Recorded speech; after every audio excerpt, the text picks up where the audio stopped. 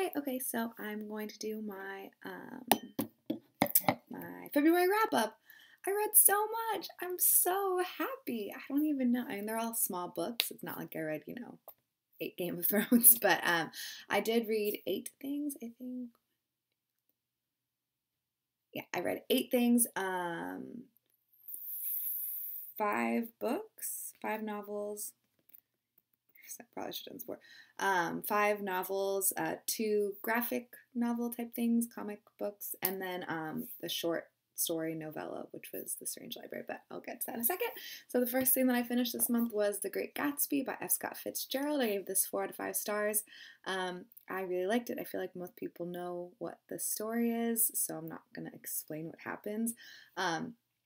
I really liked it. It really depressed me. I think Daisy is a horrible person, and I feel like really bad for Gatsby as a person. It's just like it just seems like such a sad life to me. So yeah, that is just like really bummed me out. I forgot why I gave it 4. Well, yeah, I don't know. I'm like trying to like think of how I'm gonna be rating books. So I guess like 5 for me is perfect. 4 is loved it. 3 is I liked it, 2 is it was okay, and then 1 is I can't believe I actually finished it. So I'm just going to go off of that. So I really, really liked this. I'm very excited to read more Fitzgerald in the future. The next thing that I finished was The Mysterious Affair at Styles, which is the first book that Agatha Christie wrote. And oh my gosh, I also gave this 4 out of 5 stars. This book is incredible. The only reason I didn't give this a 5 stars is because I found the narrator to be so irritating. The narrator is not this is Poirot's first like mystery. Obviously, it's Agatha's first book, but it's a Poirot novel. I'm hoping that I'm saying his name correctly. And the narrator kind of brings Poirot in to like help investigate this murder that's happened. And so the narrator gets kind of like butthurt when Poirot doesn't tell him what's happening and is like keeping secrets from him. And so I just found that to be kind of infuriating. But the actual like mystery and story of this was so, I'm just like, it was so good. She's a genius. I don't even know. It's just so good. I really, really recommend you read this book. And then the next thing that I read was Magic for Beginners by Kaylee Link. This is a short story collection. This is also absolutely incredible. I also gave this 4 out of 5 stars. The only reason I didn't is because there's one short story that I didn't like love as much as the other ones. My favorite ones were the Stone, what was it called? Stone Animals, which is, I feel like when I've talked about this book before, I talked about that story, but Stone Animals is basically like this family moves from New York City to the suburbs, and like it seriously is crazy. It's so crazy. It's magical realism. It's so bizarre. I don't even know how to describe it. And then the other one that I really, really liked was the last story called Lull. I think it's called Lull. Yes, Lull. Lull is the only one that I was kind of like afterwards. Is that? No, not Lull. Magic for Beginners. I'm like losing it. Magic for Beginners was my other like really favorite one. And it's the only one that I kind of like wish that it wasn't a short story, that I wish that there was more to it. It ends at a place where I'm like not totally satisfied because I like want to know more. It was really, really good. The one that I didn't love so much was The Great Divorce, which is, I'll redo the beginning like sentence part of it. There once was a man whose wife was dead. She was dead when he fell in love with her, and she was dead for the 12 years they lived together, during which time she bore him 3 children, all of them dead as well. And at the time of which I am speaking, the time during which her husband began to suspect that she was having an affair, she was still dead. It's just like very weird. I don't know. It was okay. Basically, this guy is married to a dead person, and then there's like a mediator, or not a mediator, the people that talk to ghosts. I don't know what they're called. Kind of like between the two of them. It was just okay. But in general, I absolutely adored this. I'm very excited to read more of Kaylee Link. I know she just came out with something new, so I'm so excited. It was amazing. And then I read for school The Florence Prescription. I gave this a 2 out of 5 stars. This was really disappointing. I don't know what I thought it was going to be. I thought it was going to be I guess, I don't know. I don't know what I thought it was going to be. But it's basically the story of a healthcare. I'm a nurse, or I'm not a nurse. I'm a nursing student, PS, just in case you're wondering why I read this. It's a story of a healthcare something. I forget what she is. She like goes to places and tries to fix their hospital system. And so it's just so weird. It has really, really great ideas. Like the actual prescription, I think, is like fantastic. I wish I could find it.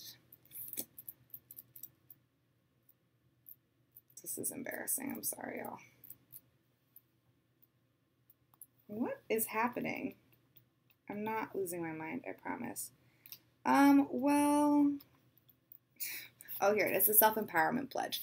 So it's each day of the week has a different promise. So responsibility, accountability, determination, contribution, resilience, perspective, and faith. And I think that these are like, this is amazing. And I think like really important if you have the chance or like looking to like improve your life. I think if you look up the self-empowerment pledge from the Florence Prescription, I think it's absolutely incredible. But this book is so crap. Like it's written so poorly. First of all, Florence's ghost comes and talks to people. So like the Florence ghost comes and talks to the CEO with this like healthcare reform person, and then there's like a nurse that's crabby and then turns into like a great person like really quick, and then there's a lot of obsession over like when people are having dialogue, oh, he, put his hand on the crook of his nose and like rubbed his chin and stuff, and it's like, I don't, like, what are you doing? That makes no sense. And there's a bowl of M&Ms, and like each time she walks past the M&Ms, she grabs like 5 purple M&Ms. I guess there's no purple M&Ms. That was like the dumbest color. 5 green M&Ms, 5 red M&Ms, and it's just like, why? I don't care. So I feel really bad because he's a good, it's good ideas, but it was presented in a horrible way, and I wish it was written better so I could actually recommend this to people because I think the message is really, really good. So yeah, it's a bummer. And then I did the Read 5 in 7 days, the 5 books, 7 days readathon. So I read Breakfast of Champions, which I gave 3 out of 5 stars, and I already talked about. I read Persepolis, which I'm lending to a friend, and I gave that 4 out of 5 stars. And then I read Saga Volume 2, which I gave 5 stars. I already talked about these in a video. I'll link it below just in case you haven't and are wondering. That's the word I was looking for. I'm wondering how I felt about them. And then the last thing I read was The Strange Library, which I gave 4 out of 5 stars by Haruki Murakami. This is absolutely incredible. I love Murakami. He's the best. So you should totally pick this up and read it. I think this is amazing. So I mentioned in my last video that I'm going to start trying to do like giveaways each month. So yay, I'm going to do a giveaway right now.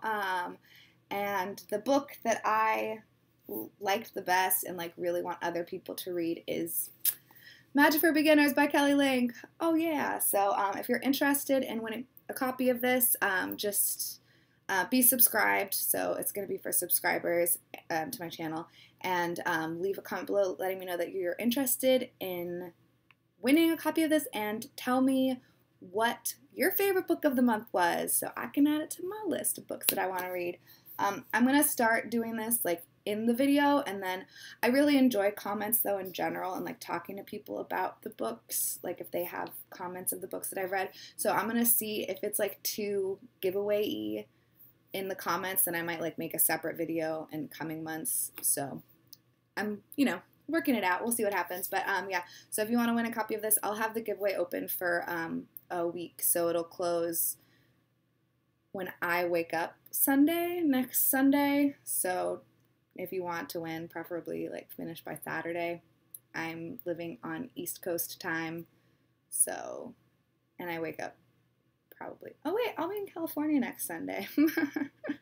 So I'll be on Pacific Coast time next week. And yeah, so that was it. Let me know what you're reading. There's so many videos that I'm behind on right now because everyone's posting TBRs and wrap-ups. So I have like a lot in my watch later thing, but if you have made a video, link it below, and then I will add it to my watch later list, even though I'm probably already subscribed to you. Thank you so much for watching. Have a super daytime thing. I'm a bop.